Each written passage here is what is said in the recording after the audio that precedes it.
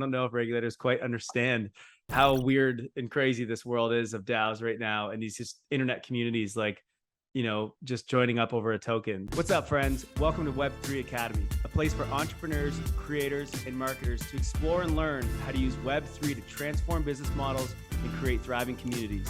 Enjoy this next episode. Let's move to DAOs. We just talked NFTs. We talked already kind of tokens and the Howey test. DAOs is kind of the new exciting thing. There's so many people getting into this. And these require tokens.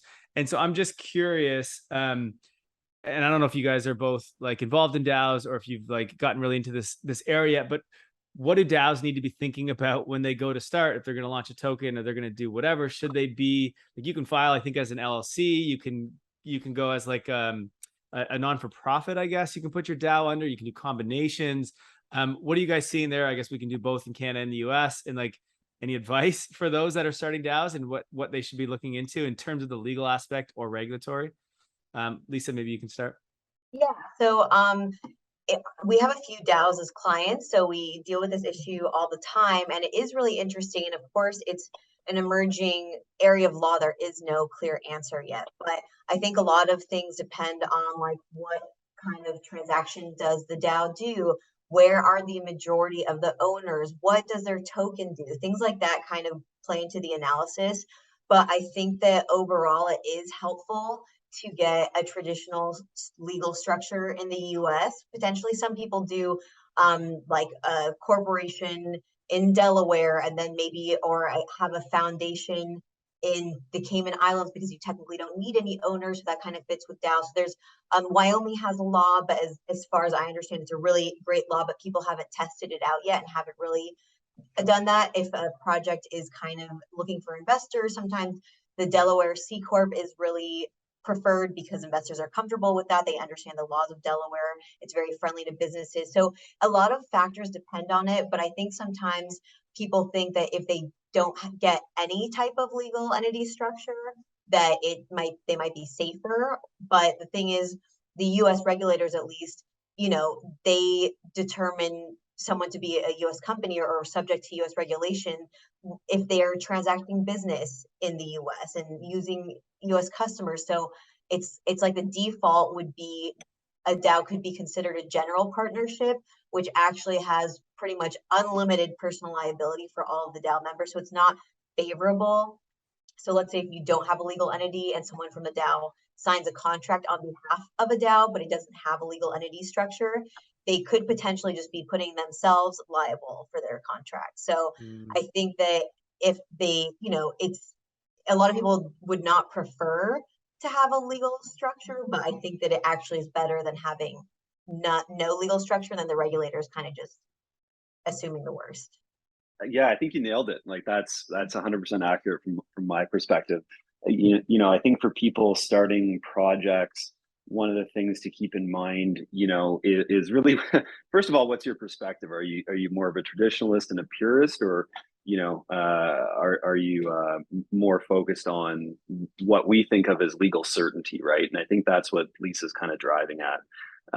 If you're more comfortable playing in a space where you don't have legal certainty as to what the nature of your entity is, you run the risk that a regulator is going to come find you and apply treatment to your project that is the least favorable of the options to you, which, as Lisa was saying, could mean that you and all of your members are personally liable for not just the amount of money you put in, but other stuff you've got as well. And that's obviously a negative outcome. But if you're if you take the first foot forward and, you take a proactive step and kind of putting a flag in the sand and saying, we are going to be treated as, for example, a limited liability company, that, theoretically means that the members and the creators are only liable for what you've put in. And you've got more certainty around that angle. Regulators will find you whether you want to be found or not, generally, from my experience, particularly in the US. So as much as folks like to think that they can be, outside of the scope, once the scope shines its light on you, there are things that could happen to you that you may not want. So it's, again, I think, from perspectives, of founders and members, what's more important to you, right? Testing the system, testing the space, playing in that unregulated zone, or having certainty and having, more of a proactive stance of who you are and what you're doing. Mm. It's interesting. I'm trying. So we just launched a DAO over the last month. Our community, our podcast community, and our newsletter community, they just came to us and said, "Hey, we want to launch a DAO. We want to further the mission of what Web3 Academy is doing. We want to build resources and products and things in the space." And we were like, "Okay, sounds cool. Like, there's a bunch of people in the community, and everyone wanted to do it." So we're like, "All right." But it's a bunch of people in a Discord. A lot of them are Anon. We have no idea who they actually are. I have no idea where they're from. So it's like, okay, we have this token. It's valueless right now. So it's not even on open markets or anything. So we're fine for now. But it's like, I wouldn't even know what country we should get, regulation in, because I don't even know where our members are from, So it's like, it's not that easy, I feel like. And I don't know if regulators quite understand how weird and crazy this world is of DAOs right now. And these just internet communities, like, just joining up over a token. So I guess we'll see how that one plays out. Thank you for listening to Web3 Academy. We hope this helps you along your Web3 journey. And if it does, please share this episode and subscribe so you don't miss the next one. By the way, if you've yet to join the Discord community, you are missing out. This is where all the magic happens. This is where we learn, where we ask questions, where we network. You want to be in there. The link to join is in the description below. And finally, a quick disclaimer. Nothing in this podcast was financial advice. Crypto and Web3 can be risky. You can literally lose it all. In fact, if you invest on account of what we say, you probably will lose it all. So don't do that.